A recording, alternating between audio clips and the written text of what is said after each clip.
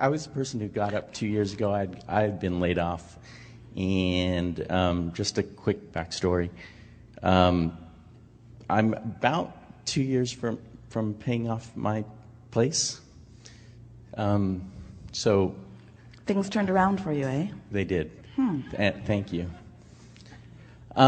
So I always have questions every year. I have just 2 this year. We appreciate you coming back year after year, since we only have one answer. Right. It's very patient of you. So my question is, how do I get to the big money, to the money that's to what is contained within? By diminishing the bigness of it. Okay, thank you. By acknowledging the simpleness of it. By reminding yourself that the creation of a castle and a button is exactly the same thing. Okay. It just depends on whether you're focused on the castle or the button. But just the fact that you call it the big money means that you have a vibrational barricade between the receiving of it and where it stands. It's big money, which means big. In the expression big, you mean harder to achieve, or you mean rarer, or you mean more special stuff I need to do. Abraham, I've been hearing you for years. I come with a couple of questions every year. You gave me the same answer, but I need a different answer this year because I want the big money, not just the money. I was laid off, and I admit now I'm not laid off. And that consistent smaller money has been coming, and I like it. Don't get me wrong, I like it just fine. I like it, but I really want that hard to get stuff. I really want to get that stuff that hardly anybody gets. I want that really hard to get stuff. So could we have a more private meeting where you where you don't tell us how to get the simple stuff, but where you tell us how to get the big stuff? So let's go behind the curtain and we'll whisper in your ear. You want the big? Right. We are making fun of you. We are. We're making fun of the idea that big things are more difficult to create. Big things are easier to create because you think about them more. Big things are easier to create because there's more life stream going to them. There's more attention from non-physical on them. But what trips you up in the big is that in the acknowledging that it's a big thing, you've got a bigger resistance. So you've just got to find a way of softening that resistance. What's big money anyway?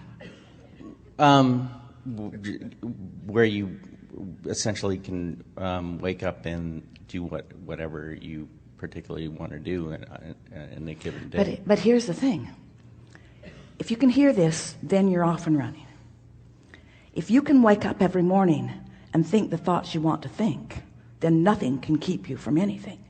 Okay, thank you. But if you're waking up and your thoughts are contained by the manifestation, then you can't move beyond where you are. So then I feel pretty close, because I feel as if to make. I've been called up every year, and I kind of do it. Yeah, what's up with that? But I know how I do it, and I know how. I know. We have a little bit of sound issue going on here. In and out, in and out, in and out. You're wanting to bring the wired mic? No point in wasting words on ears alone. It's all right, I can hear you.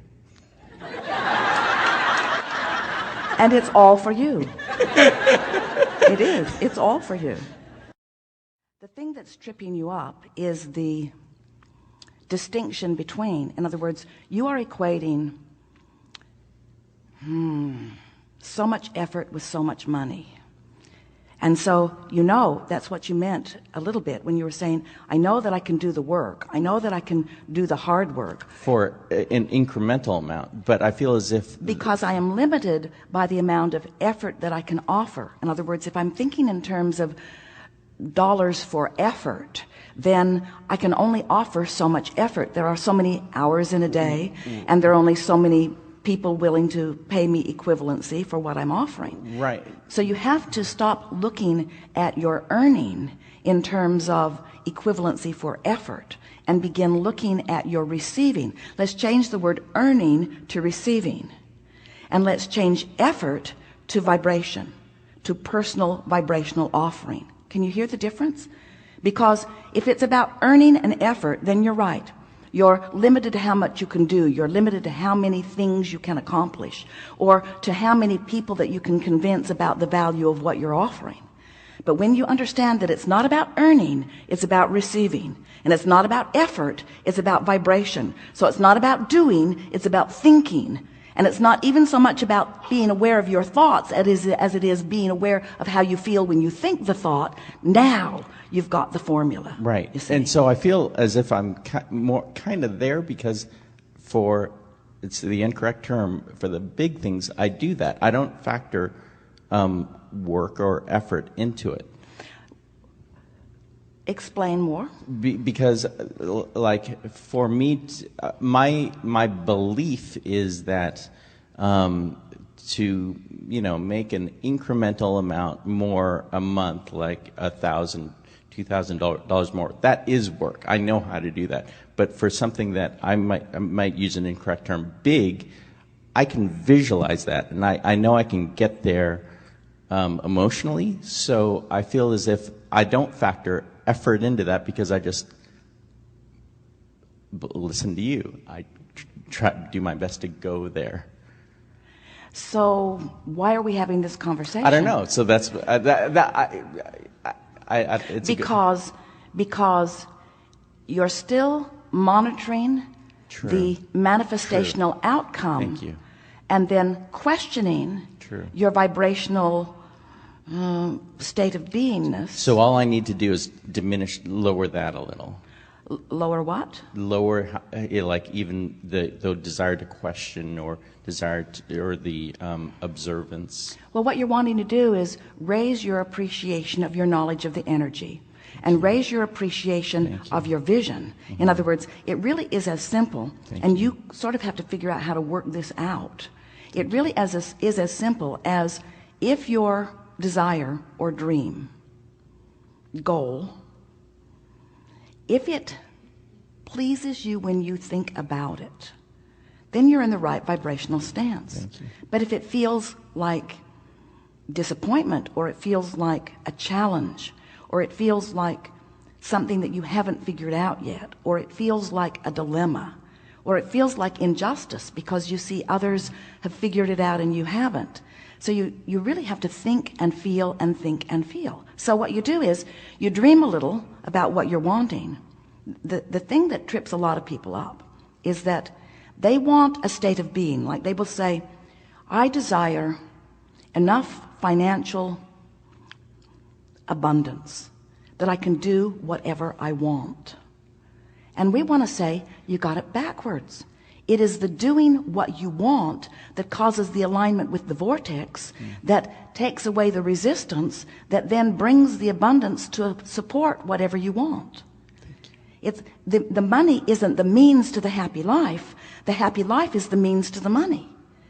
But how can I feel happy in this moment when I'm working harder than I want to work on things that I would rather not do? And we say, because you have the ability to think around it. First, you have the ability to appreciate more of what you are doing. You have the ability to say more positive things than negative things. You have the ability to look for more positive aspects and fewer negative aspects. You have the ability to appreciate others more than criticizing them. You have the ability to appreciate yourself more than criticizing yourself. You have the ability to focus, even when you're just looking at what is, in a much more productive, meaning, good feeling way.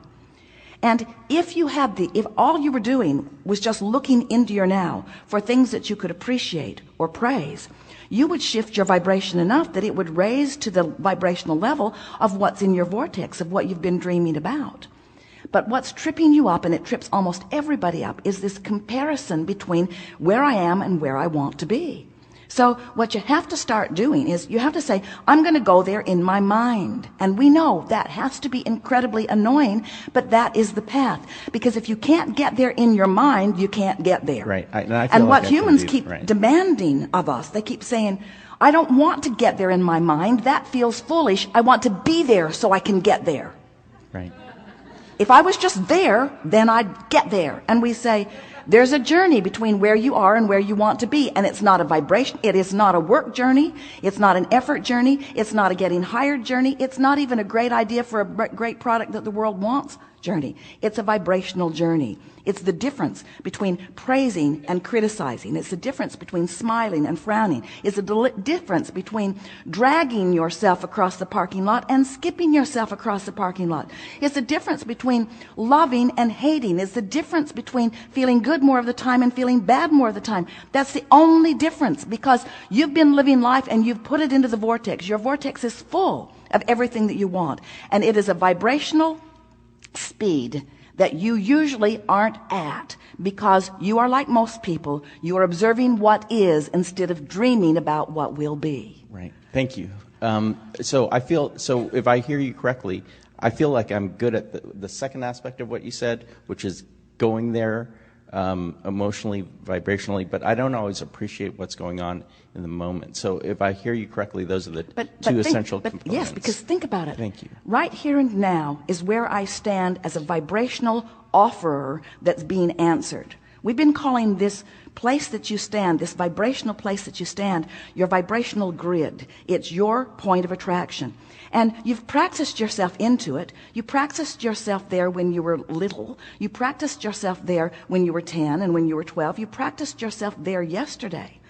And it isn't that what you practiced has been lingering. In other words, you heard us earlier say, you can't save this stuff up and use it later. You can't use your happy childhood energy as your point of attraction now. You've got to conjure your happy now energy. If you were happy in childhood and you kept enjoying that happiness and you kept following the same patterns of thought, then you've practiced your patterns of thought so that they are still active today.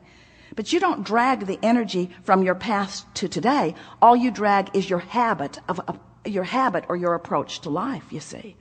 But you can change your habit or your approach to life today if we can convince you. And it really is as simple as smiling rather than frowning, and mean it when you do it.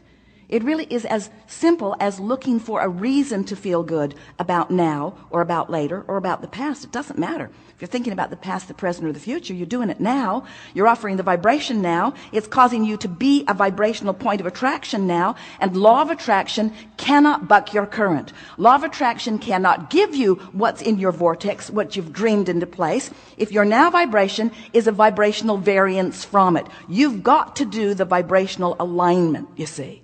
So how do you do it? Well, you just have to figure out. If dreaming about what you want makes you feel good, then do it. If dreaming about what you want makes you feel disappointed that it hasn't happened yet, then stop the thought right here and now. If thinking about going to work makes you unhappy, then don't think about going to work. But if you have to be at work because you want to pay your house off in 2 years, and because you remember how really awful it felt when there was no money coming in, and you're appreciating the difference between the money coming in and the money not coming in, and you are looking for what you were doing vibrationally that caused that difference, and you're acknowledging that I was there and that didn't feel as good as where I am now. Where I am now feels way better than where I was then. So it's logical to me that I can feel better and better and better and better. You just keep talking yourself in to vibrational alignment.